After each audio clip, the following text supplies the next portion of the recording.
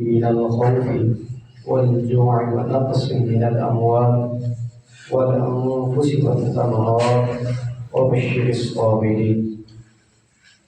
ولنبلونكم بشيء، ہم ضرور آپ کو آزمائیں گے، بشیء کسی چیز سے، من الخوف خوف سے، والجوع بھوک سے، ونقص اور نقصان سے، من الاموال مال کے، والانفس اور جان کے، والثمرات اور پھل کے، وبشر الصابرین اور خوشخبری ہے صبر کرنے والوں کی، خوشخبری ہے صبر کرنے والوں کے لیے۔ اللہ رب العزت اس آیت کریمہ کے اندر پہلا جو ذکر کیا من الخوف، اللہ تعالیٰ اپنے خوف سے ہم مسلمانوں کو کیا کریں گے؟ آزمائیں گے۔ والجوع اور بھوک سے، یعنی ہمیں اللہ تعالیٰ کیا کرے گا؟ روزے عطا کرے گا۔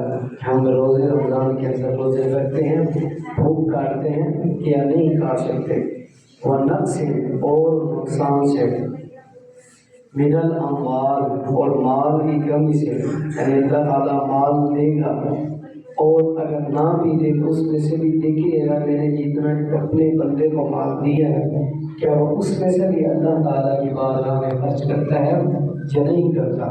والانفس اور اپنی جان سے، یعنی ہم اپنی جان سے کس قدر نیکیاں کرتے ہیں، کیا ہم اپنی جان کو مصیبت میں ڈال کر، آزمائش میں ڈال کر نفل پڑھتے ہیں، تہجد پڑھتے ہیں اور